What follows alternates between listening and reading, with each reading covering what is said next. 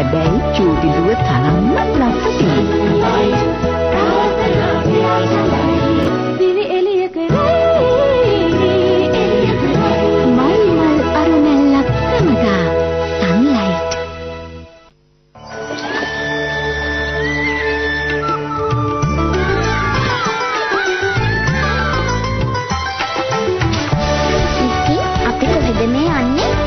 හෙට දවසටයි යන්නේ චූටි දුව.